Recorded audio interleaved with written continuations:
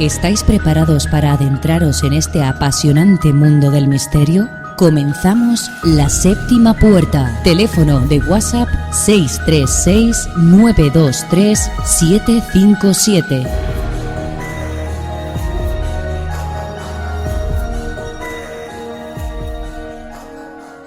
Buenas noches, bienvenidos a todos a La Séptima Puerta. Otra semanita más y hoy estoy muy bien acompañada. Voy a dar las buenas noches a nuestro compañero Carlos Marín. Buenas, Carlos. Hola, hola, ¿qué tal? Muy buenas noches a todos. Laila, me alegro de veros, a ti, a Antonio y a José Manuel, Sí, que hacía tiempo ya. Y me encanta de estar aquí porque ahora parece que estamos aquí como si estuviéramos en el estudio, desde casa, pero como si estuviéramos en el estudio. Claro, muchísimo mejor. Y bueno, como decía que estoy bien acompañada, como ha dicho Carlos, tenemos hoy con nosotros a Antonio Pastor y a José Manuel Frías. Buenas noches. Hola, buenas noches. Buenas noches, ¿qué tal? Bueno, Antonio Pastor, como ya sabéis, es presidente nacional de Parapsicología en España y José Manuel Frías, escritor y periodista de investigación. Y bueno, ¿qué os parece si hacemos esta noche como una especie de investigación de campo por ambas partes, lo que corresponde al periodismo de investigación y a la parapsicología o comunicación instrumental? Ok. Bueno, pues ¿quién quiere empezar de los dos? ¿Antonio o José Manuel? Que empiece. Estamos a suerte. Venga, por ejemplo, lanzamos una monedita, ¿no? A ver qué sale. Yo Por quien queráis, me da igual. os voy a hacer una petición especial, porque como sabéis, yo os conocí a vosotros a los dos en el mismo sitio, bueno, relativamente. Y a la misma hora. Y a la misma hora. Y además es un sitio que me encanta y ¿sabéis cuál es ya, supongo? ¿Lo sabéis? Sí, más o menos. Venga, Cortijo Jurado. Sí, era obvio. Si queréis empezar por ahí. Vale, pues ¿qué quieres? ¿Que planteemos el hecho de cómo se puede realizar una experimentación? ¿Que analicemos el caso en sí o cómo quieres enfocarlo? Bueno, me gustaría, me gustaría que fuera que explicarais lo que es la historia y que explicáramos un poquito, pues a la hora de investigar, según el sitio que vamos, si es un sitio que no conocemos o es un sitio como el Cortijo Jurado, en el que ya había estado varias veces, pues cómo se hace una investigación, tanto a nivel de contrarrestar información y a la hora de hacer experimentación de psicofonías o transcomunicación instrumental. Pues estupendo. Bueno, yo creo que es de lógico. Bueno, yo podría contar la historia y demás, pero estando del señor José Manuel Frías, pues qué mejor que él para introducirnos un poquito en ese misterio de Cortijo Jurado y luego ya empezaremos a desarrollar un poco, pues quizás cómo exponer y experimentar en el sitio, pero también podemos extrapolarlo a todo lugar, ¿no? Es decir, que plantear un poco lo que es la experimentación de campo, que yo creo que es interesante, ¿no? Que se conozca. Sí. Pues para hablar de Cortijo Jurado yo creo que tendríamos que hacer un resumen porque, claro, hablar en profundidad nos llevaría horas y horas, ¿no? Es un caso bastante complejo. Siempre lo digo, para mí es uno de esos casos redondos donde se une la historia antigua, o sea, sucesos luctuosos del pasado, con los fenómenos que la gente está viviendo, ¿no? Porque en otras ocasiones nos encontramos con un lugar determinado donde ocurren fenómenos extraños, pero no podemos relacionarlo con nada que haya ocurrido en el pasado, o lugares donde ha habido crímenes terribles, accidentes, multitudinarios, y en cambio no hay una actividad paranormal. Pero en Cortijo Jurado parece que se dan esos dos condicionantes y por lo tanto se convierte en una historia bastante compleja y en una historia, pues eso, bastante redonda, ¿no? ¿Qué es lo que nos cuenta la historia oficial, o por lo menos la memoria popular? Pues nos habla de que ese edificio Cortijo Jurado, ese cortijo tan impresionante, posiblemente una de las mejores joyas de la arquitectura del siglo XIX, fue erigida en el año 1853 y además la erige una familia muy importante de España, la familia Heredia, una familia que venía del norte y que como empieza a instalar diferentes negocios en Málaga, pues necesitaban una casa de recreo y se crean ese palacete enorme, impresionante que es el Cortijo Jurado. Pero hay algo muy importante, porque a la hora de analizar los crímenes de los que luego os voy a hablar, no podemos señalar a la familia Heredia en concreto, porque por allí, entre 1853 y 1925, que sería el tramo, la horquilla temporal por la que se supone que ocurren todos aquellos crímenes de muchachas que eran secuestradas, por allí no solamente estuvieron los Heredia, o sea, Los Heredia terminan abandonando la finca, la ocupan los Larios, los Livermore, los Loring. O sea, a lo largo de todas esas décadas, muchos personajes importantes, ya no solamente en España, sino en Francia, en Inglaterra, en Estados Unidos, se van haciendo dueños, ¿no?, de esa vivienda y la ocupan durante un tiempo determinado. Y esa es la horquilla temporal en la que se habla de crímenes. A partir del año 1925 ya la ocupan personas más de un nivel social pues un poquito más bajo, hablamos de campesinos y de agricultores del entorno. Pero en ese tramo, 1853-1925, lo que se cuenta es que los señoritos de la alta burguesía, fuera la familia que fuera, Heredia, Larios, Livermore, Loring, lo que hacían era poner en práctica sus deseos más ocultos, más oscuros, secuestrando a jóvenes del entorno. Hablamos de muchachas entre 13 y 19 años, es lo que cuenta la tradición, y esas muchachas eran trasladadas a Cortijo Jurado y en su capilla, por cierto oficial, sacralizada, o sea, lugar sagrado, se cometían esos crímenes que además iban envueltos en rituales donde se incluían ingredientes de todo tipo, del satanismo, de la masonería, del cristianismo, porque estaban utilizando un lugar sacralizado, pero no porque ellos pertenecieran a algún culto concreto, era simplemente gente caprichosa que parece que disfrutaban o les daba una especie de morbo extra el poder incluir elementos de diferentes cultos, de diferentes creencias, ¿no? Esta parte de crímenes no ha podido ser verificada de manera documental, o sea, no existen documentos de esa época, se han perdido todos, eso por lo menos lo que me ha comentado la Guardia Civil, pero contamos con un elemento muy importante que es la memoria popular, una memoria popular que siempre digo, rara vez se equivoca y mucho menos cuando estamos hablando no de un suceso de hace 600 años, hablamos pues de hace más o menos un siglo y medio o un poquito menos, ¿no? Y la memoria popular afirma que eso es así, que es una información que además llega a lo que es el núcleo urbano, a través de trabajadores de estas importantes familias que vivían dentro de la finca y que en algún momento vieron algo, o escucharon esos gritos aterradores de aquellas jóvenes que estaban siendo mutiladas, violadas, asesinadas, o lo vieron a través de una ventana entreabierta o de una puerta mal cerrada. Luego, ¿qué es lo que se supone que se hacían con esas jóvenes? Se trasladaban por medio de un túnel subterráneo que une, se supone que une todavía Cortijo Jurado con Cortijo Colmenares, que es una finca un poquito más pequeña, es una casa señorial que pertenecía en su momento a aquellas importantes familias, con lo cual la relación es muy intensa. ¿Por qué se utilizaba el túnel? Pues porque Cortijo Jurado está en un lugar muy vistoso hoy día, pero también lo estaba hace siglo y medio, encima de una ladera, y por lo tanto era una manera de deshacerse de los cuerpos en una zona un poquito más discreta. Cortijo Colmenares es un lugar que está un poco más recóndito, más escondido, ¿no? Y allí, una vez que trasladaban los cadáveres, se deshacían de ellos de la manera que se hiciera en su momento. No se sabe, la verdad es que no sabemos dónde fueron a parar aquellos cuerpos, aunque hay una tesis que a veces presento y que lo sitúa curiosamente en el cementerio San Miguel. Luego, si tenemos tiempo, hablamos de eso.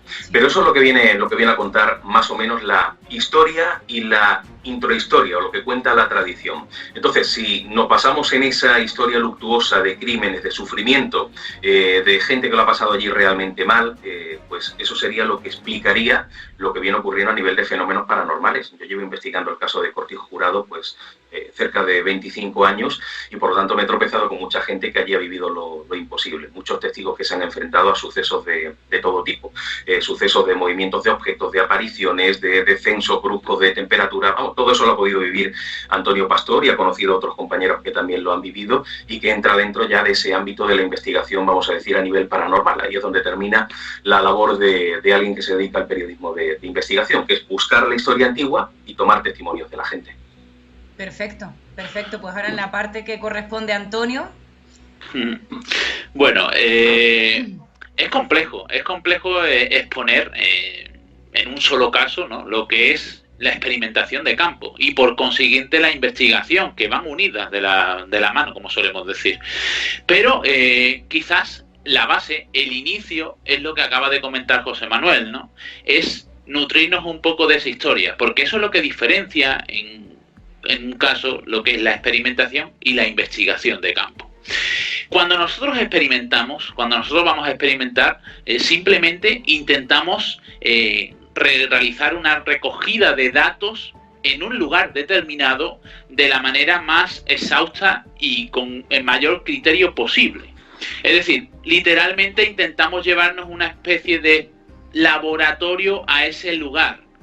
Y eso es una base que tenemos que tener asentado antes de comenzar a a introducir un poco en lo que es la experimentación de campo y sobre todo en las nociones que hay que tener para llegar a comprender qué es lo que hacemos en esos lugares, ¿no? Hemos dicho, mejor dicho, José Manuel ha comentado esos supuestos hechos luctuosos que han podido ocasionarse en Cortijo Jurado, ¿no? Y quizás esa sea una de las explicaciones para entender la génesis, el origen de lo que ocurre allí. ¿Por qué? Sabemos que desde el punto de vista de la ciencia, la energía no perdura en un lugar. Pero desde el punto de vista de la parapsicología, en el ámbito parapsicológico, sabemos que existe una energía, que es la energía vibracional, que es la que puede desprender una persona cuando está sufriendo un hecho luctuoso y ese hecho finaliza con lo que es la muerte. En ese preciso instante puede desprender una energía que puede impregnar un ambiente, lo que solemos llamar esa impregnación ambiental.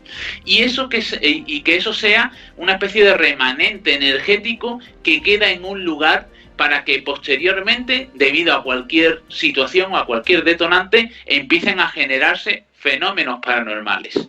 Nosotros vamos a estos lugares con el aparataje, que luego, si queréis, introducimos un poquito en para qué consiste ese aparataje, ¿no? Y qué es lo que detecta. Vamos a esos lugares para intentar detectar una fenomenología, una fenomenología que es ocasionada en este caso por algo inteligente que desconocemos, ¿no? Y quizás nosotros nos podemos quedar en la experimentación de campo en ese umbral, en esa fina línea que separa ese conocimiento de el qué o quién se manifiesta en esos lugares, ¿no? Nosotros quizás solo podemos registrar la manifestación del lugar en sí, pero nunca vamos a poder llegar, por lo menos a día de hoy, a llegar a comprender qué es lo que se manifiesta allí. Pero ¿para qué? Por lo menos tenemos que llegar a ese límite. A ese límite tenemos que llegar con aparataje.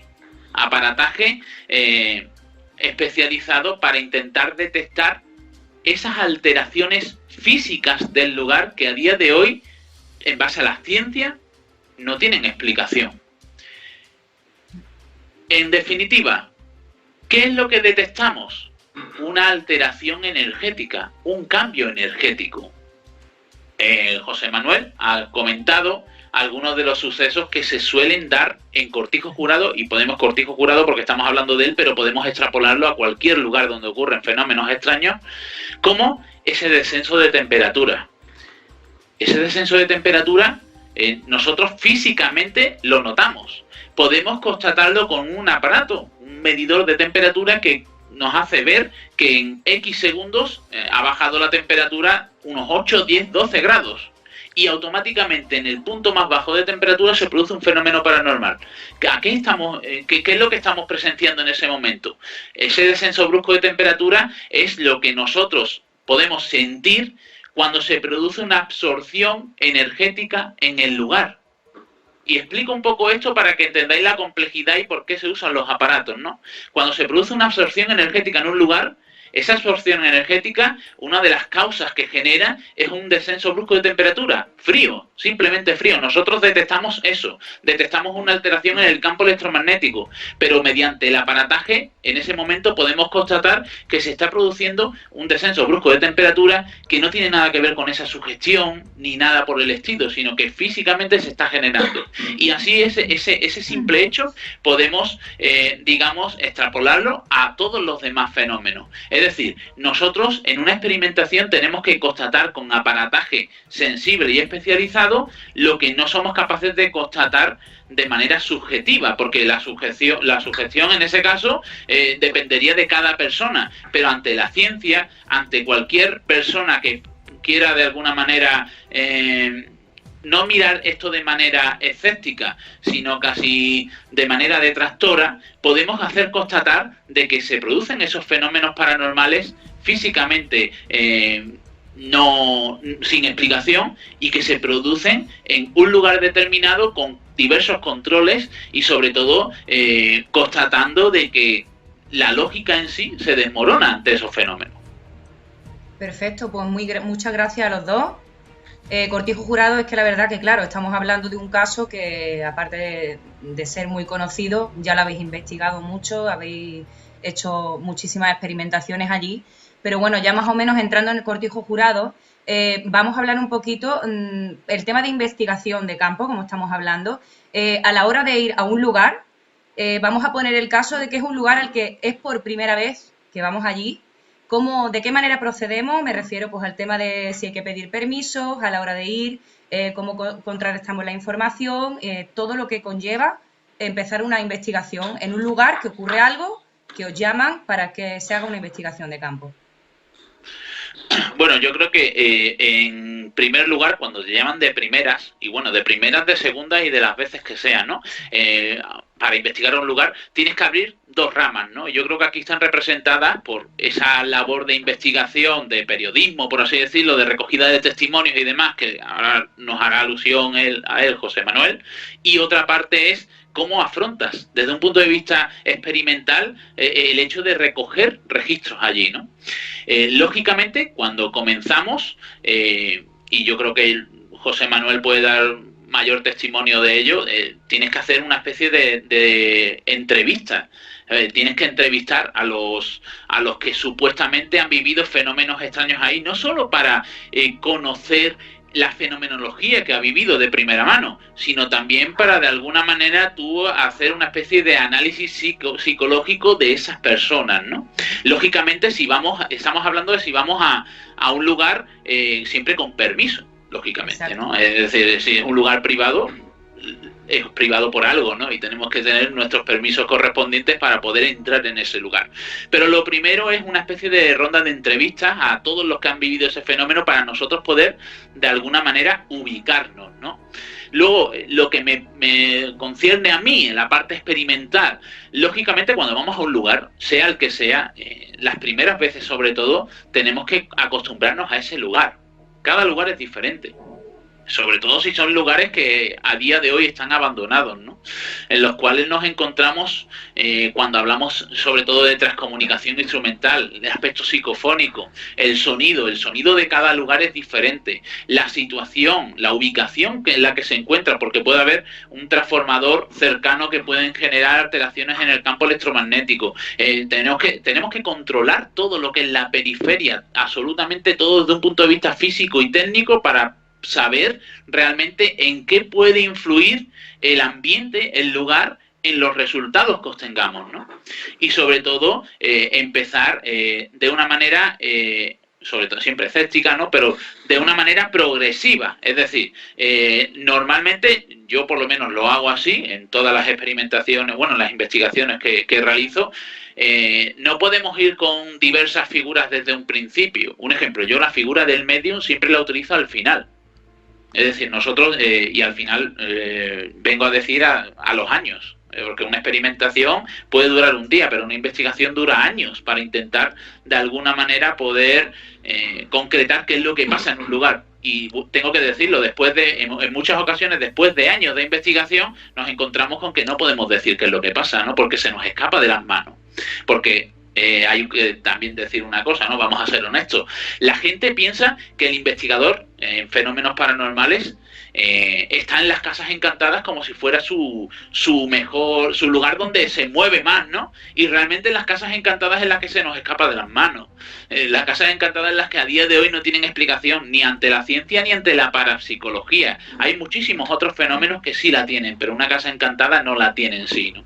Así que tenemos que ir entrando de una manera progresiva, realizando las experimentaciones de una manera también progresiva, porque todo resultado en las experimentaciones nos harán ir modificando el planteamiento que tengamos para intentar llegar a lo que necesitamos, ¿no? A comprender la origen, la génesis de lo que sucede ahí. Sí, intentarlo, aunque luego los resultados, como dice, sigamos sin saber qué es lo que ocurre allí. Efectivamente. Antonio, por ejemplo, tú vas a un sitio y, por poner un ejemplo simple, si existe un campo electromagnético o alguna torre, como has dicho, de electricidad, te puede dar en un momento dado como que te ha salido una psicofonía, pero puede estar producida en ese momento por ese campo electromagnético. Bueno, no solo la psicofonía, no es la psicofonía en sí, sino que nosotros también hacemos barridos en campos electromagnéticos y en un momento dado puede haber una corriente electromagnética que sea capaz de captarla tu medidor de campo electromagnético que en otro punto no ha podido captarla.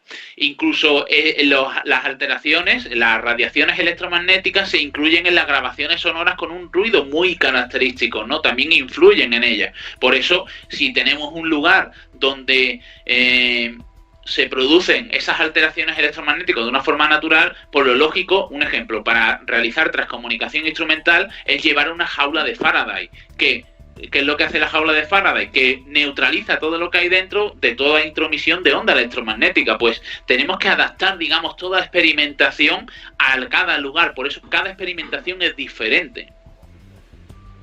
Claro, igual que cuando uno va, lo primero, a apagar los teléfonos.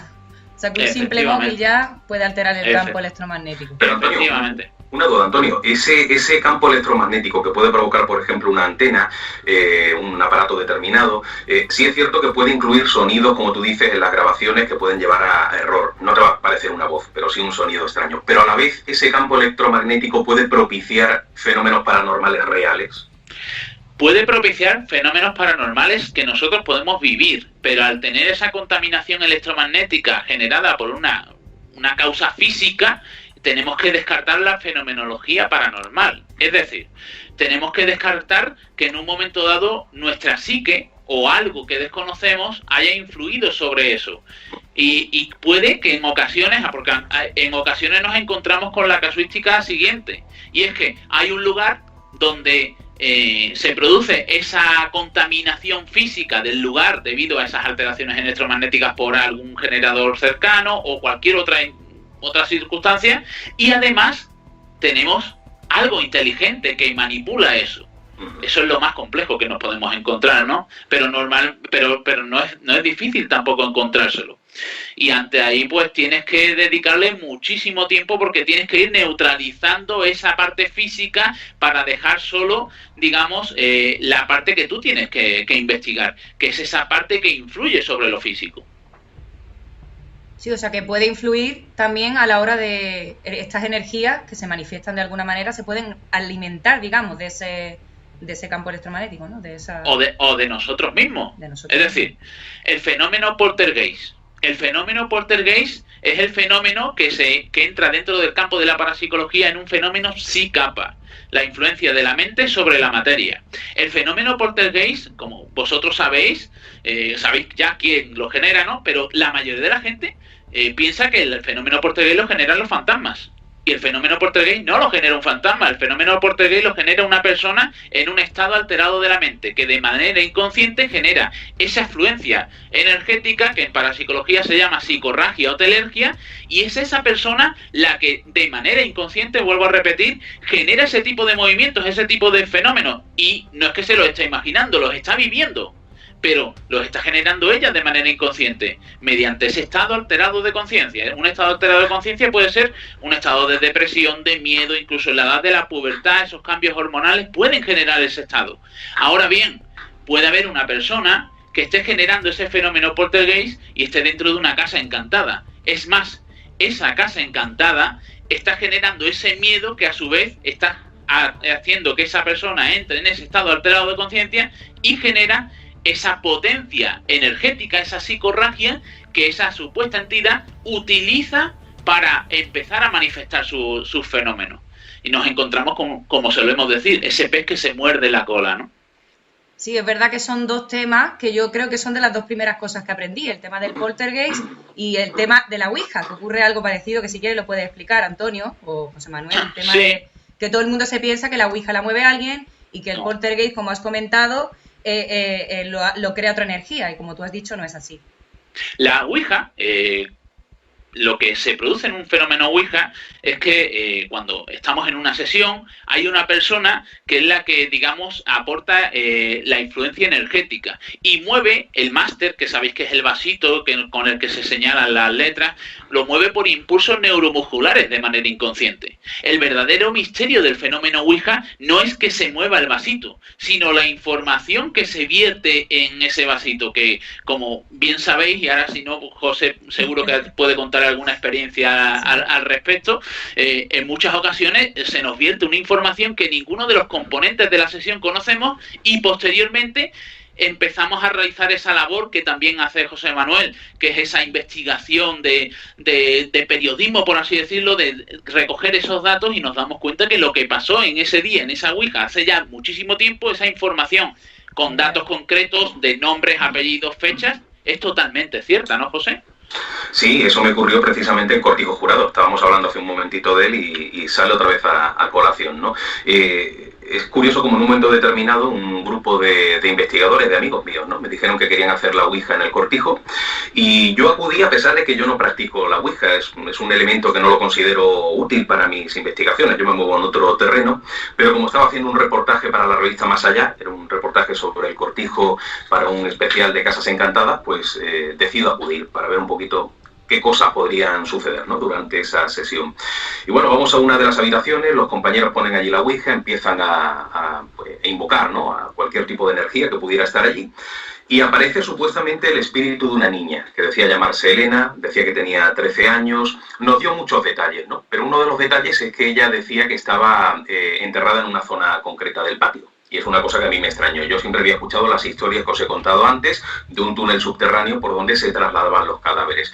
Pero ella decía que estaba enterrada en el patio. Entonces le dijimos que nos diera una señal para intentar localizar ese cuerpo, si es que se podía excavar, ¿no? Y lo único que apareció en el máster, en el tablero, por medio del máster, fueron las letras que formaron la palabra señal.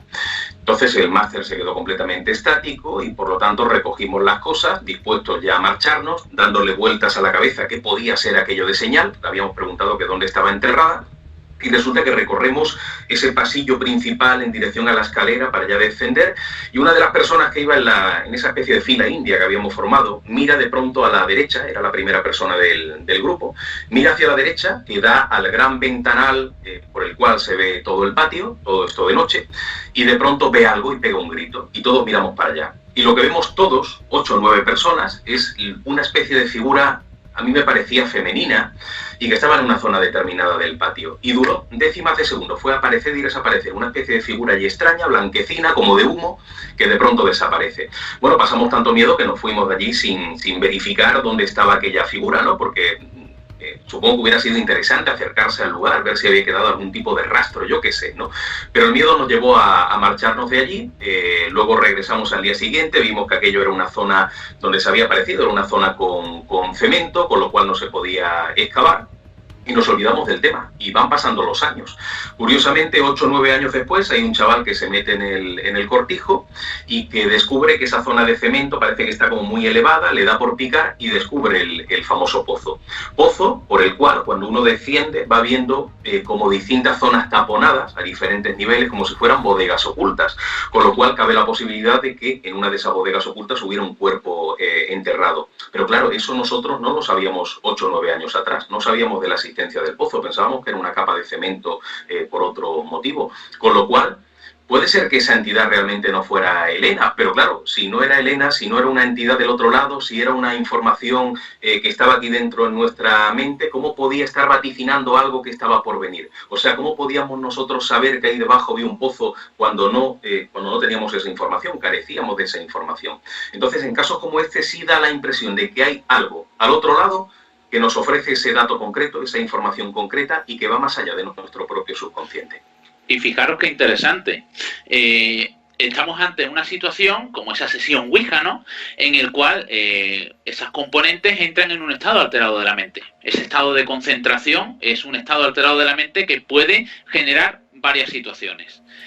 Esa sesión Ouija se produce ese fenómeno paranormal que es esa transmisión de información que se vierte en esa sesión en sí, en esa comunicación, entre comillas, y además se produce un fenómeno concomitante, es decir, un fenómeno acompañante a la sesión Ouija, quizás propiciado también por ese estado alterado de conciencia de varios sujetos que están generando, que están asistiendo a esa sesión. Y la información que se vierte en esa sesión Ouija acompaña a otro fenómeno paranormal totalmente independiente, como es el fenómeno de la fantasmogénesis. Es decir, en esa en esa sesión se informa de que está, de que la palabra señal, y luego posteriormente, desde un punto de vista físico, se presencia una fantasmogénesis en un lugar, en un punto concreto, en el que posteriormente pues se descubre que existía un pozo. Curioso, interesante, y como habéis comentado, que siempre se queda uno con más preguntas, con más dudas, y supongo que siempre se sigue investigando cada vez que se puede, ¿no? Pues la verdad es que sí, ¿no? Yo creo que es el aliciente y casi la señal de ver que vas por el buen camino, ¿no? Cuando intentas encontrar respuestas a ciertas preguntas, y ese trabajo lo que hace es que te van surgiendo más preguntas, ¿no? Porque te hace, digamos, te hace ver realmente la magnitud de los fenómenos. Sí. Bueno, yo tenía una de las preguntas que teníamos, Laila, que era que si tenían miedo en alguna ocasión cuando están haciendo investigación o van, ya no la ha confirmado José Manuel Frías, la voy tachando, ¿vale? Sí, lo del miedo es una pregunta que yo creo... Sí, por supuesto, siempre. No siempre, pero que se pasa miedo. Lógicamente, es más, el miedo es un instinto natural de supervivencia. Yo siempre lo defiendo. La persona valiente no es la persona que no tiene miedo, sino que tiene la capacidad de afrontar ese miedo. Y nosotros pasamos miedo, lógicamente, porque es un instinto natural. Y hay situaciones en que ni el cine ni un buen libro te puede transmitir como vivirlo en primera persona, ¿no? Y sobre todo la situación en la cual te ves que no sabes lo que va a pasar, ¿no? Y pasas miedo, lógicamente. ¿No, José? Sí, yo he pasado miedo en muchas ocasiones. De hecho, es que reconozco que soy una persona que siente bastante miedo. Lo que pasa es que cuando ya llevas muchos años en esto, es lo que tú dices, Antonio, aprendes a afrontar el miedo. Yo voy a lugares donde mucha gente no iría ni loco, entonces al final terminas controlándolo, pero tiene que estar ahí, el miedo tiene que estar ahí, ya no solamente por el miedo al más allá, el miedo a lo físico. Hay mucha gente que no es valiente, como tú bien dices, sino temeraria. O sea, aquellas personas que creen que son valientes por llegar a un sitio abandonado y entrar directamente de noche, sin saber lo que te puedes encontrar, un hueco del techo que se te viene abajo. O sea, ese miedo también a lo físico tiene que estar ahí presente. Y cuando vas a visitar un lugar, primero de día, con mucho cuidado, con iluminación, y luego ya ir de noche. Y luego el miedo a lo desconocido. O sea, ¿qué mayor miedo puede haber que ese miedo a cosas que ocurren pero que no sabemos de dónde proceden, ¿no? Entonces yo creo que es normal que todos los que nos dedicamos a estos temas y creemos en estas historias y en este tema de la continuidad de la vida después de la muerte, pues es normal que sintamos miedo, pero no, o sea, no es un miedo verbal que te impida actuar, sino simplemente un miedo por saber que hay cosas que ocurren que no manejamos porque no sabemos de dónde proceden. Pero hay que afrontar el miedo, eso también es inevitable para poder dedicarse a este tipo de temas. Y yo, aunque sea miedoso en ese sentido, creo que lo estoy afrontando bastante bien. Y lo seguirá afrontando. José Manuel, ¿por qué no nos cuentas un poquito a la hora de tener que tratar con los testigos que han pasado por algunos... ¿Cómo es esa situación? Bueno, la suerte que tenemos los que nos dedicamos al ámbito más bien periodístico es que, por ejemplo, nuestras herramientas de trabajo son infinitamente menores que las que puede utilizar Antonio. Es más, yo cuando empecé en esto del misterio, también me gustaba más el ámbito de la parapsicología, de ir a los lugares de noche, hacer experimentos, pero luego fui tendiendo más, no sé por qué me atrae más el ámbito periodístico. Y hombre, al principio te acompañabas de las herramientas más básicas, ¿no? Una grabadora, una cámara de fotos, un blog de notas, pero es que hoy día es que lo tienes todo en un móvil, ¿no? Claro, luego cuando veo a Antonio que va a hacer una investigación cargada con 7 mochilas, pues claro, creo que tengo suerte en ese sentido porque en mi terreno va con un material mucho más liviano, ¿no? Y hay veces que esos testigos te llaman directamente, o sea que hay una persona que te dice me está ocurriendo tal cosa o en tal lugar ha ocurrido tal cosa, o como yo suelo actuar muchas veces, que es como más me gusta, porque claro, el hecho de que alguien te avise de algo te pueden avisar una vez al año, 2 veces al año. Antonio lo sabe, que este tipo de cosas, pues para que uno se entere de un sitio nuevo, porque normalmente vamos a lugares que ya son conocidos, para enterarte de un sitio nuevo a veces transcurre muchísimo tiempo. Pero yo hay algo que me apasiona, que es salir a la deriva. Eso lo hice en Málaga, en ese recorrido por aquellos 101 pueblos, y iba a cada pueblecito y preguntaba a la gente y me iba enterando de cosas muy interesantes. Entonces, salir a la deriva es una cosa que siempre me ha apasionado. Sí es cierto que suelo tender, desde hace algunos años para acá, a investigar solamente casos que sean más genéricos, más colectivos. O sea, el hecho de que una persona me diga que en su casa nota una presencia me interesa menos que el hecho de que se hable de un paraje determinado, de una casa encantada grande a las afueras, de un castillo, o sea, de lugares un poquito más genéricos que llaman más la atención de la gente cuando luego haces un reportaje.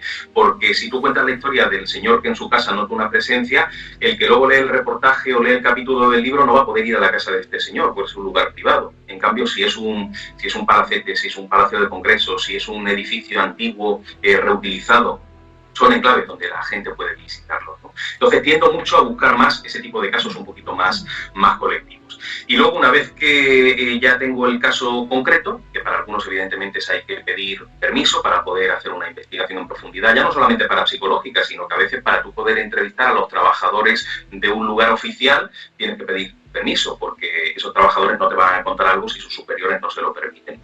Y luego lugares donde se puede entrar fácilmente sin permiso, porque son sitios que igual están abandonados o que pertenece a una persona concreta que te deja entrar sin problema. Y una vez que ya tienes ese caso, permiso si hace falta, lo fundamental son dos piedras angulares. Una que es la documentación antigua de ese lugar, saber qué ha pasado en ese sitio antiguamente, sobre todo si hablamos del ámbito de la parapsicología o de los fenómenos extraños y no del ámbito ufológico, sobre todo de la parapsicología, saber qué ha ocurrido allí. ¿Ha habido algún tipo de muerte? ¿Ha habido algún tipo de acontecimiento luctuoso? O sea, conocer toda la historia intentando remontarte lo más posible. O sea, yo he conocido casos, como un colegio en Alaurín de la Torre, donde ocurren fenómenos extraños y donde la historia no tiene que ver con alguien que haya muerto en ese colegio, sino con algo que pasó 2 siglos antes en una finca que había cuando no existía el colegio. O sea, que a veces te tienes que remontar muy atrás. Y luego la parte testimonial, que es fundamental, o sea, entrevistar a los testigos, intentar que, sobre todo, si el caso tiene muchos testigos diferentes, entrevistarlos a todos para tener un conglomerado mayor de visiones, por si alguna de esas personas se ha dejado llevar un poco por la sugestión o por el miedo. O sea, cuanto más testimonios tengas, es mucho más fiable ese caso, ¿no? Aunque yo siempre rompo una lanza a favor de cualquier testigo. Y luego, cuando te quieres documentar, ya no solamente es el testigo que ha vivido un fenómeno extraño, ya no solamente es la documentación, sino que a veces para conseguir información, que igual no está por escrito, pues tienes que tirar de entrevistas vamos a poner el caso de que eso ocurra en un pueblo concreto, entrevistas a historiadores, a documentalistas, a gente incluso del ayuntamiento, de la zona de cultura, donde te pueden informar también en ocasiones de por qué hilo tirar. Y luego, sobre todo, la gente mayor. Hay veces que las historias no son historias de ahora, que son historias legendarias, que quizá ocurrieron o quizá no, pero la gente dice que pasó hace 200, 300 años, y hay que tirar mucho de la gente mayor, que son los custodios de ese conocimiento antiguo, de las antiguas tradiciones.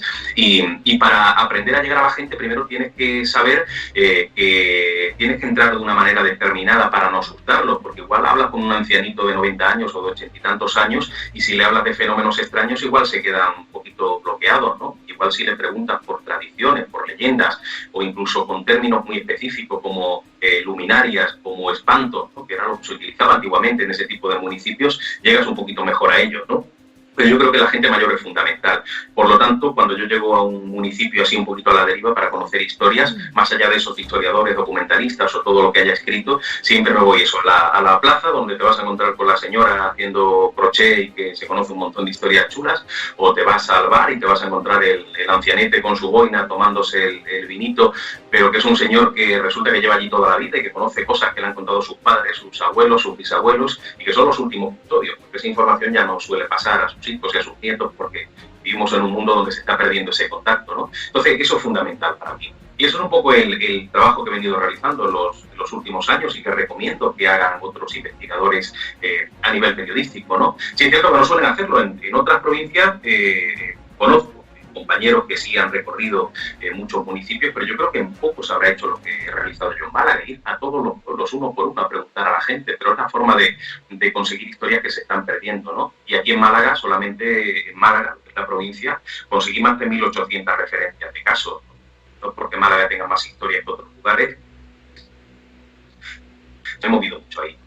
Fundamental el asunto de los testimonios y sobre todo la gente, o si son casos completamente actuales, los testigos que hayan vivido esa fenomenología. Y ya con todo eso en la coctelera, con lo que suelo trabajar a la hora de hacer un reportaje o el capítulo de un libro, a mí todo compartirlo en literatura, sí. Porque se está cortando, José Manuel, que no se te ha escuchado la última parte bien.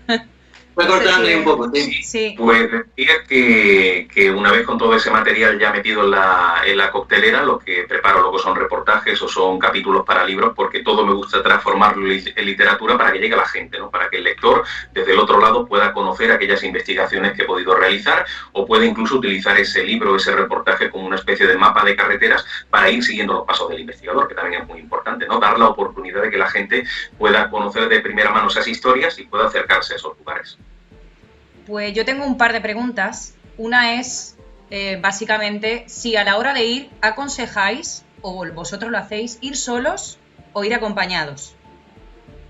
Esa es una.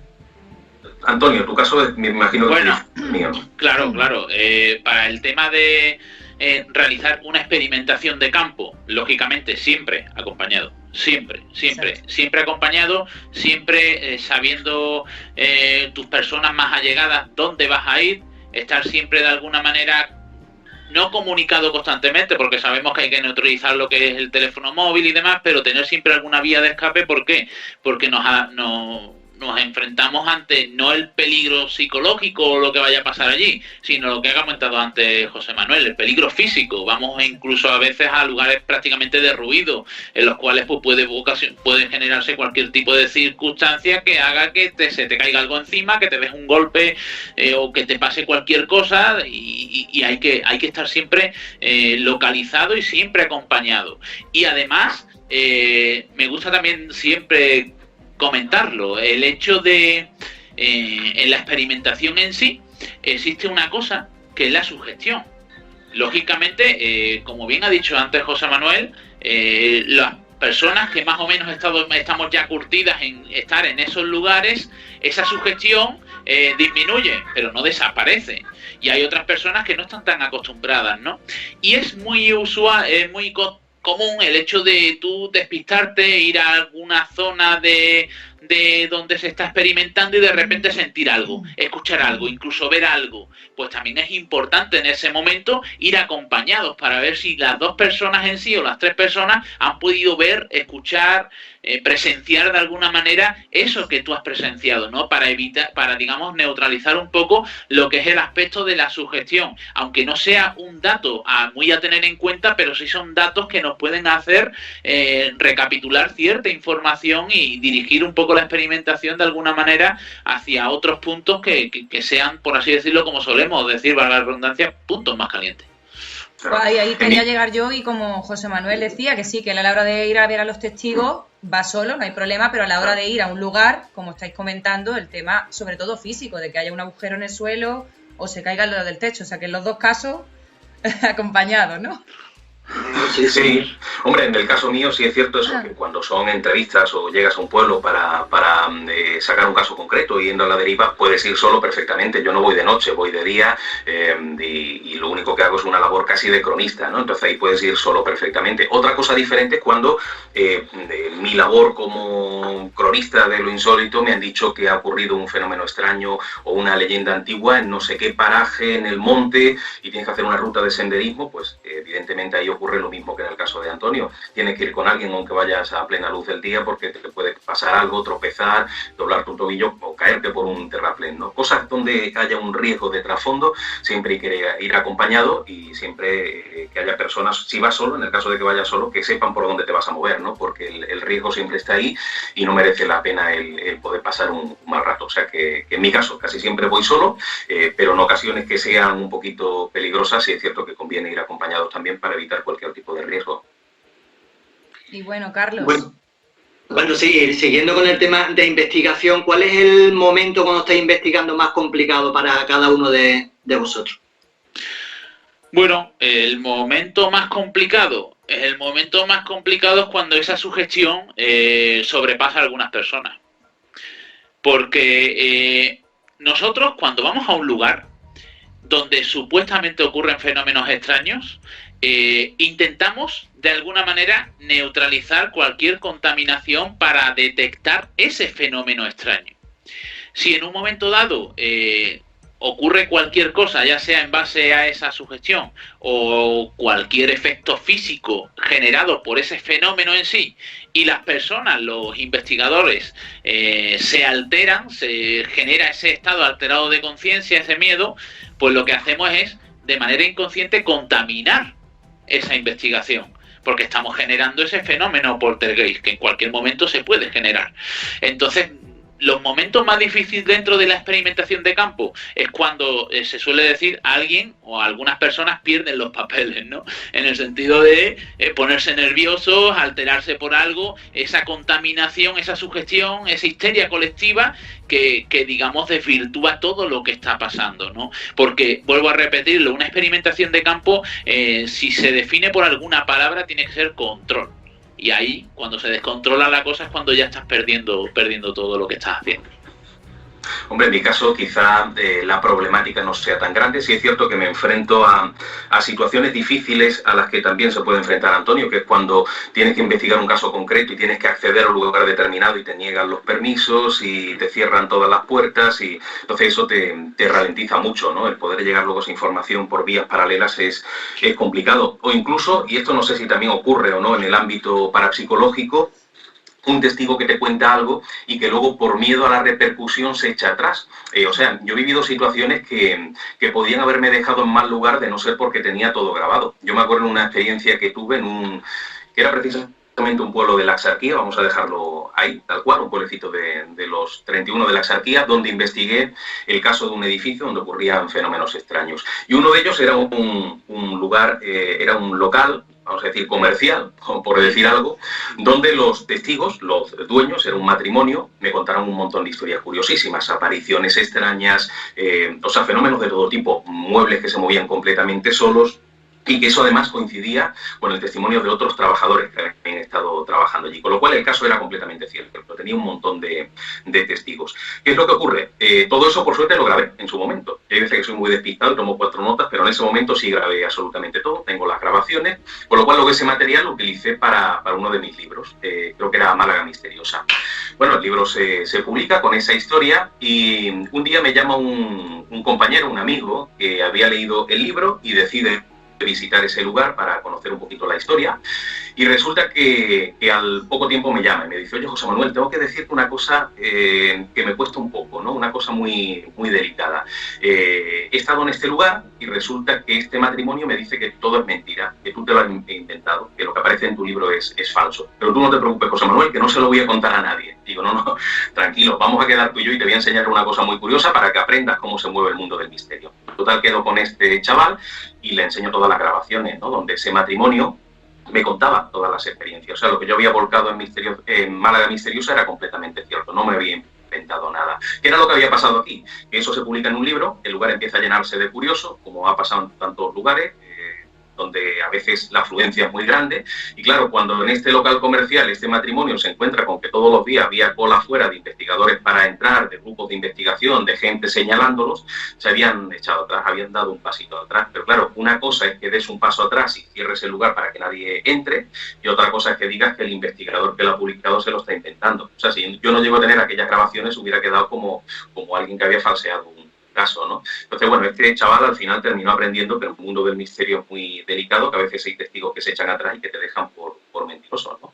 Y esto porque fue mi amigo. Si llega a ser alguien desconocido, un señor de otro lugar de España que va al sitio y le dicen que José Manuel Frías se lo ha inventado, pues José Manuel Frías queda como un mentiroso, ¿no? O sea que ese sí es un problema que a veces existe en el mundo del misterio. Eso nos lo solemos encontrar muy a menudo. Bueno, sé del caso también y sé, bueno, pero es importante también remarcar que no solo nos encontramos esto, es decir, que en un momento dado se retractan de todo lo que han dicho, sino que al contrario, en un momento dado engordan todo lo que ha pasado para buscar su minuto de gloria. Es decir, nos encontramos los dos extremos. En un momento dado alguien se dice que no ha dicho una cosa, pues, y que eso es mentira, o al contrario, engorda todo para intentar buscar ese minuto. Y también es importante matizarlo, ¿no? Que el ser humano en sí, pues, tiene diversas formas de actuar ante una misma situación, ¿no? Y casi siempre las necesidades humanas se ven. y se ve en el que tiene la necesidad de ser protagonista de algo, ¿no? Y de alcanzar una especie de fama momentánea que a veces es un suspiro, ¿no? Pero que también nos pasa, ¿no? Y nos encontramos también con muchísima falsedad dentro de esos testimonios para quizás también llegar a eso, a ese minuto de fama. Exactamente, eso iba a preguntar a los dos. A la hora de si os habéis encontrado con muchísimas situaciones en las que os han negado bien el permiso, alguien, como habéis dicho, que os niega la información, y luego a la hora de tratar con lo que estáis comentando, porque claro, hay muchísimo fraude en los dos aspectos, muchísima gente que graba psicofonías que realmente las han hecho ellos, falsean fotos, falsean vídeos, testigos que mienten. Todo esto, ¿cómo lo afrontáis? O sea, ¿cómo llegáis a la conclusión? Bueno, en tu caso, evidentemente, estudiando esa fotografía, ese vídeo, Antonio, y en el tuyo, José Manuel, contrarrestar si esa información es correcta o no. Sí, es que además en el ámbito del periodismo así de investigación es muy diferente, ¿no?, al otro ámbito, en el sentido de como yo no suelo recurrir a casos muy particulares, como antes decía, algo que ocurre en una casa determinada. Claro, cuando tú investigas ese caso, el único testimonio que tienes es de una persona que vive ahí o de una familia, todos vinculados entre sí.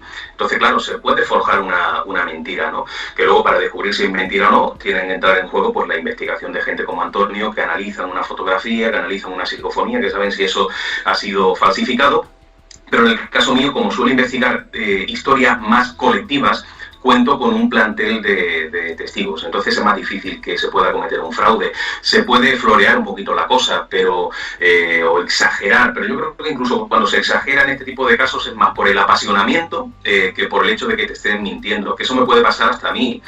O sea, cuando yo estoy narrando un caso o estoy escribiendo una historia, le pongo tanta pasión que da la impresión de que el caso es mucho más grande de lo que es. O sea, no estoy mintiendo, pero la pasión se nota. Pero en mi caso es más difícil que se cometa un fraude, porque cuento con personas que no se conocen entre sí, que te cuentan más o menos lo mismo, y en ese sentido pues es diferente, ¿no? Y luego está la intuición, ¿no? Ya llega un momento en el que llevas tantos años en esto que sabes también si te están engañando o no, o percibes, no lo sabes, ¿no? Pero sí puedes más o menos percibir o intuir, ¿no? Entonces en ese sentido creo que suelo estar más bien cubierto y no suelo publicar cosas si no estoy medianamente convencido de que en buena parte lo que se está contando ahí es completamente cierto.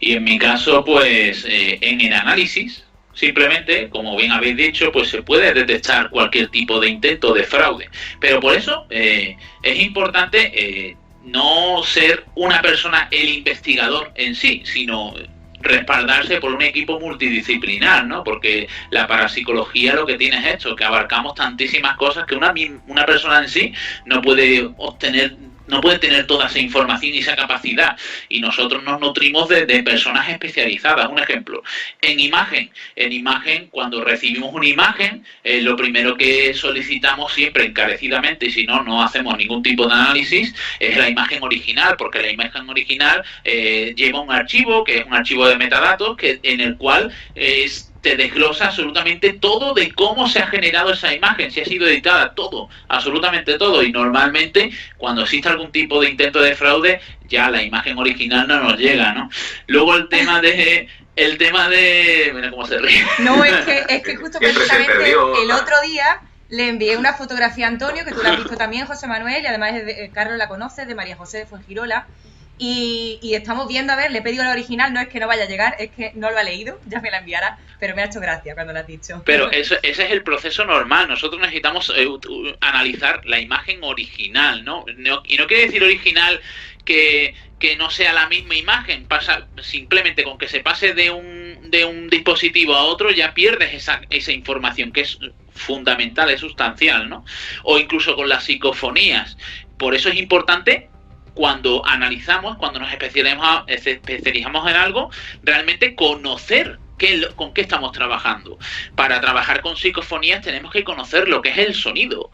Tenemos que conocer realmente qué son las psicofonías. Con un simple análisis de un resultado, un registro sonoro, podemos ver si realmente lo que se genera es una psicofonía o es otra cosa, porque las psicofonías tienen características técnicas, foniátricas, que no tienen cualquier otro sonido.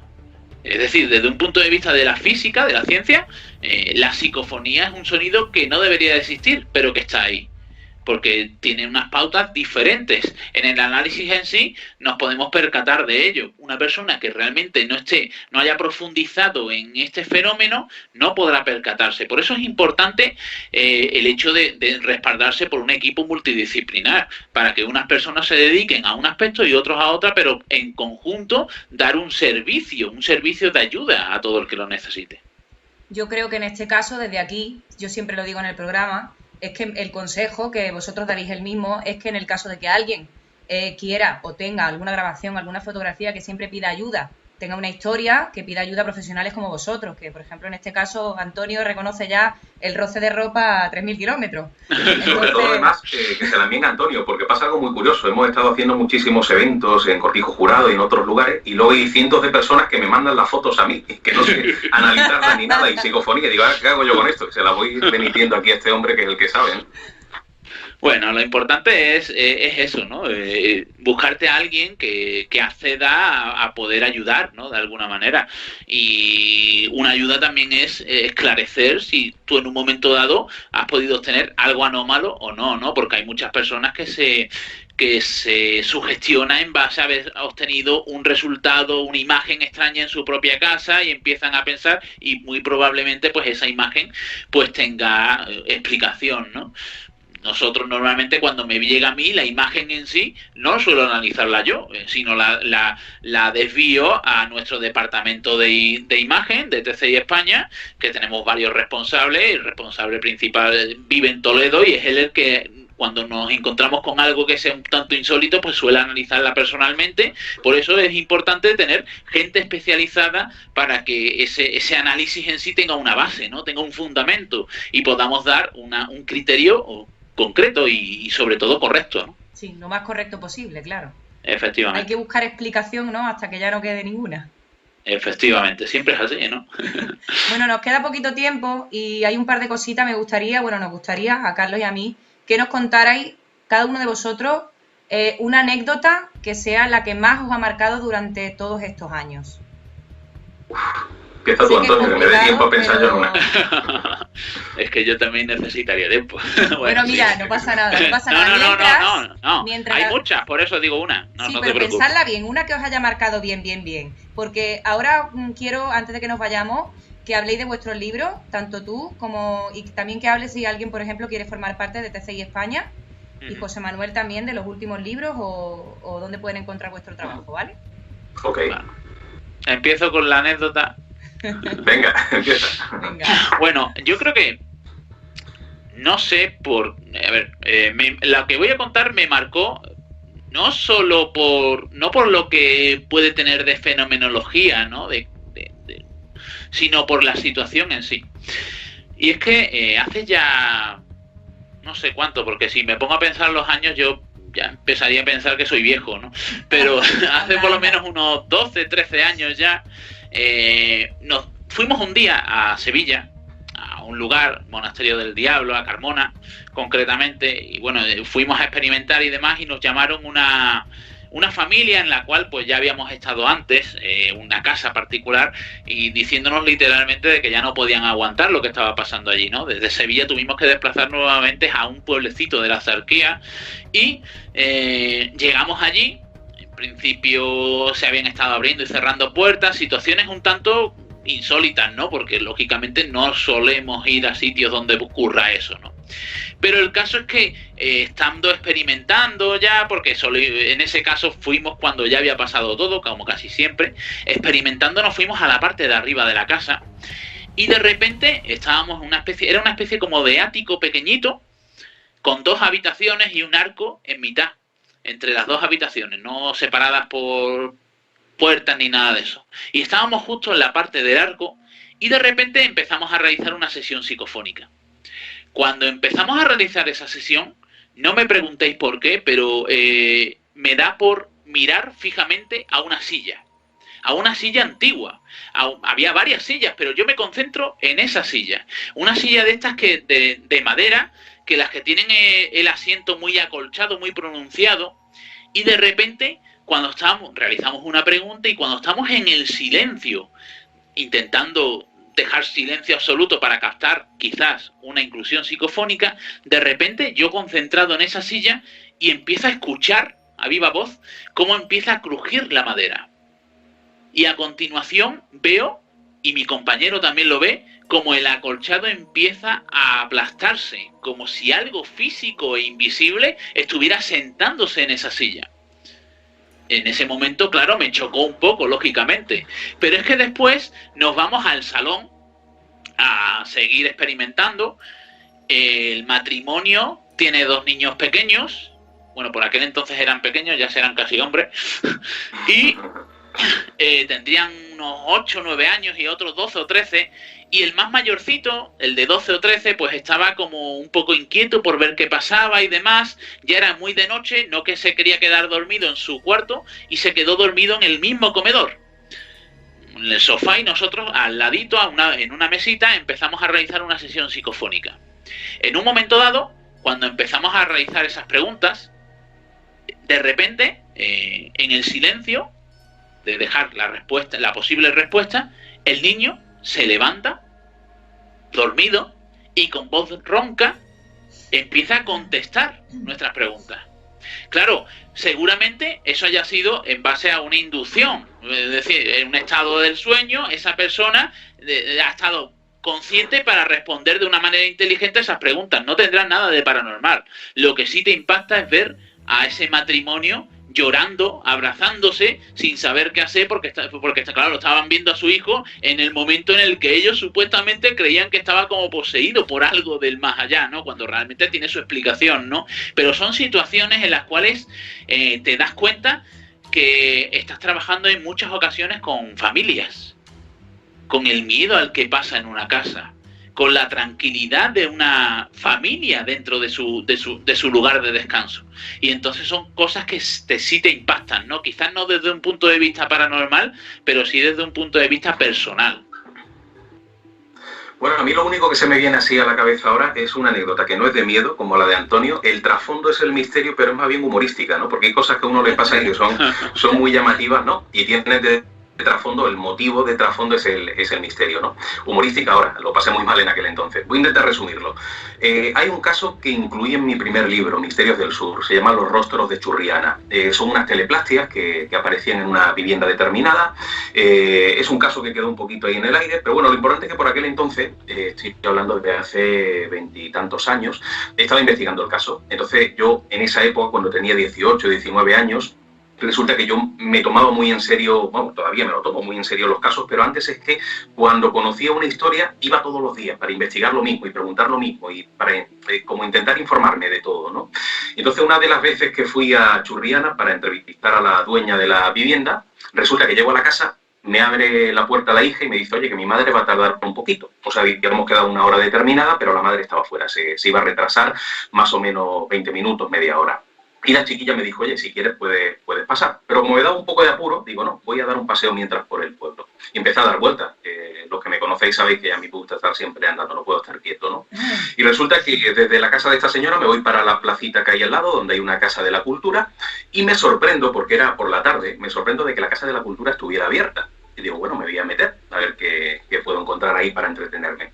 Total, entro y nada más que entro hay un señor que me mira con un aspecto muy extraño, que se viene para mí y me dice, oye, que no se puede entrar, porque está el alcalde arriba. O sea, esto se ha abierto para el alcalde, porque tiene una reunión con no sé quién y no se puede pasar. Digo, bueno, vale, nada, me voy para afuera. Cojo un blog y empiezo a entretenerme dando vueltas por delante de la Casa de la Cultura, pero para arriba y para abajo, como yo cuando no paro. Y empiezo a tomar notas de las preguntas que le iba a hacer a Antonia. Y empecé a pensar, ¿qué preguntas le puedo hacer a esta mujer? Le voy a preguntar si en esa casa ha muerto alguien. Aquí pongo muerte. Le voy a preguntar si pudo haber algo antes de que estuviera la vivienda, o sea, algo que hubiera quedado ahí los cimientos, ¿no? Pongo bajo tierra. O sea, voy poniendo una serie de conceptos muy raros para el que no supiera de qué estaba escribiendo.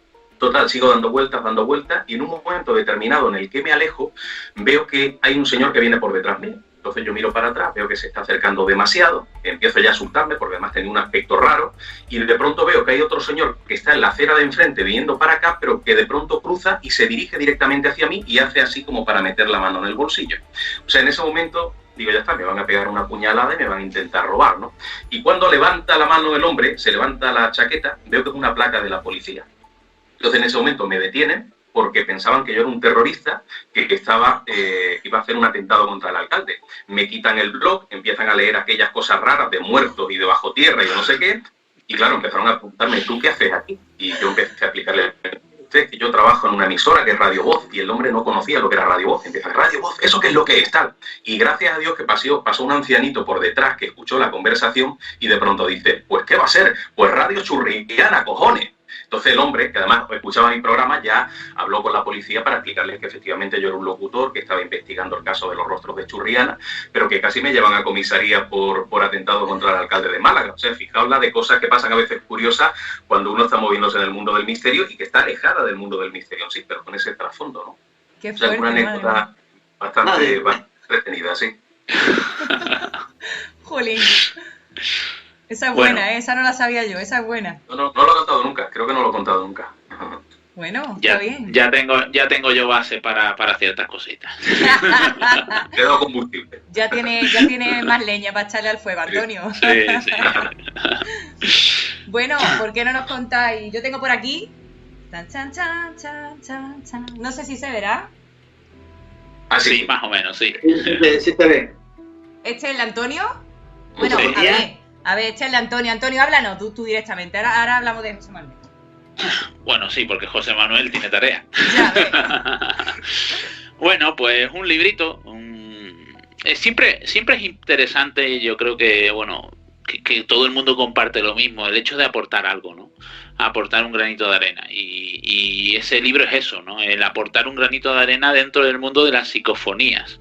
¿Por qué? Porque desde el principio yo siempre he estado buscando algo que de alguna manera fuera práctico, pero encontraba muy pocas cosas dentro del mundo del misterio, en concreto de las psicofonías, que fuera práctico y didáctico, ¿no? Entonces surgió la oportunidad y le dimos rienda suelta a lo que es el trabajo de intentar plasmar algo, ¿no? Algo que fuera didáctico para que todo el que quiera introducirse en el mundo de las psicofonías pueda hacerlo. Lógicamente estamos hablando de psicofonías, estamos hablando de experimentación, no vamos a plantear algo teórico cuando necesitamos práctica, ¿no? Entonces me surgió esa oportunidad de colaborar con Círculo del Misterio, un grupo de publicaciones que son lógicamente relacionadas con el misterio, para intentar abordar un aspecto en concreto, y lógicamente me puse a abordar el aspecto de las psicofonías, y de ahí surgió pues psicofonías, voces de otra realidad, que no es otra cosa que lo que he comentado antes. Un libro que está realizado en forma didáctica para que todo aquel que quiera introducirse en el fenómeno de las psicofonías, con leer el libro, de alguna manera obtiene las nociones básicas, la información necesaria y los criterios y metodología suficiente para que cuando termine de leerlo pueda empezar a experimentar con cierto criterio en la experimentación psicofónica, valga la redundancia. Sí, yo personalmente lo recomiendo, me lo he leído. Cuaderno de campo, como estamos haciendo investigación de campo, cuaderno de campo del fenómeno psicofónico. Carlos, te lo tengo que pasar para que te lo leas. Vale, y José Manuel, yo tengo aquí el último que ya lo tienes escrito hace mucho tiempo, pero... Sí. Pero bueno, tiene muchos libros, La Cosa Oscura. Claro, es una recopilación de relatos de terror. Entonces hay algunos que es verdad que tienen ya bastante tiempo, otros son un poquito más recientes, pero forman parte del ámbito de la ficción, un ámbito en el que me vengo moviendo desde que tenía 8 años, que es cuando escribí mi primera novelita, malísima, ¿no? Pero bueno, ya era un poco el germen, ¿no? De aquel niño que soñaba con ser escritor de ficción. Y aunque la gente me conoce sobre todo por el ámbito del ensayo de misterio, sí es cierto que he publicado poco, pero he escrito mucho sobre el ámbito de la ficción. Hay novelas, relatos de terror, y concretamente en este libro La Cosa Oscura he recopilado 40 relatos que tienen que ver con el mundo del miedo, pero de un miedo sobre todo, aunque a veces es sobrenatural, en muchas ocasiones es más psicológico. O sea, a veces uno se encuentra con situaciones en las que no sabe como lector si lo que está leyendo tiene que ver con un fantasma si tiene que ver con el remordimiento de la persona, del protagonista del relato. O sea que la psicología está muy de fondo. A veces son situaciones aparentemente cotidianas que tienen un final inesperado, ¿no? Y ese ámbito de la ficción es el que más me apasiona. Yo creo que más incluso que el ámbito del ensayo de misterio. El misterio me gusta mucho y escribir también sobre él, pero escribir sobre todo literatura de ficción es algo que me encanta. Hay personas que, claro, ahora me ven publicando este libro y se piensan que es una cosa que me ha venido a la cabeza hace poco. O sea que ahora me ha dado por ser escritor de ficción, y ya con 8 años escribía ficción. Me ha pasado como con el campo de la música. Hay gente que, bicheando por internet, me encuentran cantando en no sé dónde y dicen, mira, este investigador ahora le ha dado por cantar. Y yo ya con 18 o 19 años estaba en Latinoamérica cantando, ¿no? O sea que soy una persona, como todo el mundo, pues poliédrico, y que me gusta hacer mil cosas. Lo que pasa es que a veces te encasillan, en este caso con el mundo del misterio, pero hay muchas otras cosas que me apasionan, como es la música y como es la literatura de ficción, y una buena muestra ha sido precisamente La cosa oscura, ¿no? Esos relatos que sacan un poquito lo peor de mí, ¿no? Que es mucho. Pues desde aquí a todos los oyentes de La Séptima Puerta les recomendamos que compren vuestros libros. ¿Podéis decir dónde pueden adquirir los libros? Bueno, en mi caso solamente a través de Amazon, de la plataforma de Amazon, pero además llega rapidísimo a cualquier lugar del mundo. Es lo bueno que tiene el servicio de publicaciones de Amazon. Y en el mío, pues a través de Amazon también, y bueno, de cualquier librería, Corte Inglés, La Casa del Libro. En principio está disponible en cualquier librería, aunque yo siempre suelo recomendar eso, el acercarse a la librería del barrio, en tu librero de siempre, y apoyar un poco al pequeño negocio. Carlos, ¿alguna cosita antes de irnos que les quieras preguntar? ¿Alguna cosita? Pues yo, como te has dado cuenta, como mero aficionado que soy a este tema y que me encanta, pues aquí he estado muy pendiente de lo que está diciendo Antonio y José Manuel, y me lo he pasado estupendamente. Espero de tenerlos aquí con nosotros más veces, y que me alegro mucho de podernos ver así en directo como lo hemos hecho hoy. Me alegro muchísimo. Pues encantado, ha sido un placer verte de nuevo, sí. Y por mi parte también igualmente he disfrutado de este ratito de misterio, y bueno, para cuando necesitéis sabéis que aquí estoy. Sí, esperamos tenerte además, Antonio, en un programa en el que vamos a hablar solo y exclusivamente de parapsicología, psicofonías, casas encantadas y un etc. de palabras técnicas que está bien aprenderlas y que tú nos las puedes explicar mejor que nadie. Bueno, pues José Manuel, Antonio, muchísimas gracias, y nada, que os vaya bien el confinamiento, que sigamos vivos. Eso es lo importante. Y esperamos veros pronto por aquí. Estupendo, pues muchas gracias, ha sido un placer. Carlos, gracias. Hasta la próxima. Un saludo grande a todos. Me alegro de verte también. Igualmente. Buenas noches. Adiós. Buenas noches. Muchas gracias a todos por escucharnos, y nos vemos la semana que viene en otro programa de La Séptima Puerta. Podéis seguirnos a través de Instagram, Facebook, iVoox y YouTube como La Séptima Puerta. Recuerda sustituir las T's por un 7.